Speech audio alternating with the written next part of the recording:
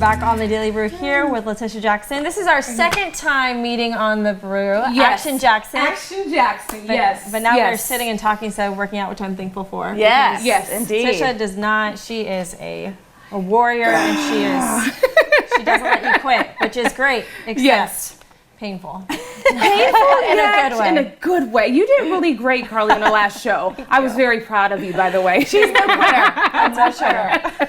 Well, we're here today to talk about a couple of different things. At first, you are an author of your book, I'm Not a Size Zero. Yes. Tell us a little bit about that. We're talking today, of course, about body image issues that women have. You know, as we know, we're closing out bikini season. Yes. And I wish that those body issues went away with bikini season, but they don't necessarily. And you know, the reason why I wrote I'm Not a Size Zero is that I have worked with thousands and thousands of women, and regardless of their age, regardless of their ethnicity, there's always the common thread. If I lost 5 pounds, I feel great about myself. If I lost 15 pounds, I feel better. So I think what has happened as women, we're chasing an illusion of bodily perfection and waiting for our bodies to really dictate our self-worth. So after hearing all of these conversations, I wanted to create a book where I could look at women and say, you know, you're chasing something that will never happen. Because if you get a flatter stomach or more toned arms, there's still something internally that we don't address. So I am a survivor of domestic violence, and I have been ranked as one of the top athletes in the world.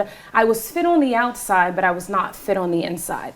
So I'm Not a Size Zero teaches women how to become a size healthy from the inside out.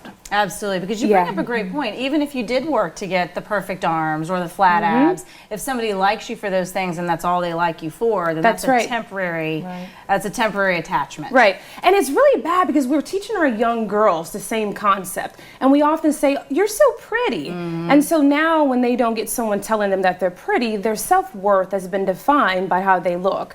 And so they spend all of their life having the perfect hair, the perfect makeup, the perfect clothing, and then they really never find out who they are on the inside. And so they're basically just pretty empty women. That's right. That's right. And you really tried to bring that to an illustration in your book, and we also talked a little bit about the Victoria's Secret the recent BuzzFeed article where they took the Victoria's Secret spread and had real life women of all different sizes basically wear the same bathing suits, go through the same photo shoot, and pretty fascinating results. I mean, just reading the article, these gals initially, the ones, the models that volunteered, said at first they were a little self-conscious, but by the time it was all over, they were surprisingly comfortable.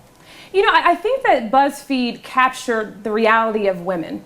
I believe women are tired of the skinny message. I believe women want to exhale, and women want to say, this is my body. I want to take ownership of it, and I don't want to be compared to another woman.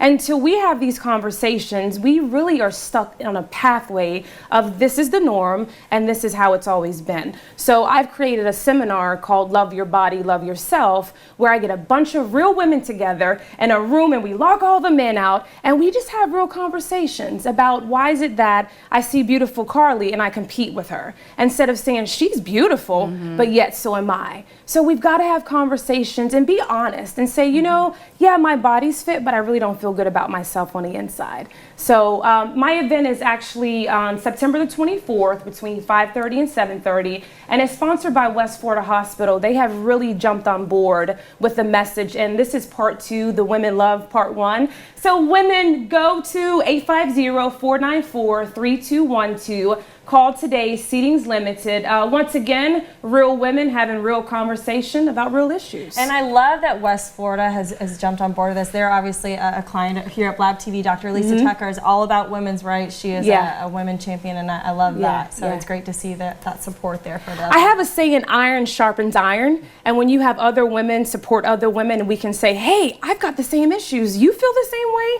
And then we address the issues, and then we intervene, you know, telling our young girls that your worth is not found in the size of your clothing. And also going to companies and saying, you know what, we want to see real women wearing real clothes and real sizes. We have a voice and it's time to use it. Absolutely. And I love the fact that you encourage the women supporting other women. Because I think that's a different kind of validation that comes from a man, perhaps. And you might look at a man saying, oh, you look great. And you're like, yeah, whatever. You know what I mean? But when a woman says it, because you take out that competitiveness. That's right. You know, if we can see each other as other women, fellow fellow human beings as opposed to competition, and not focusing on the body, I think takes some of that away. When I speak often at women conferences, I have this thing that I say, we have what's called she thinks she's all that syndrome, where a woman can walk in the room and we've never spoken to her, but because we have our own insecurities, we say, oh, she thinks she's all that.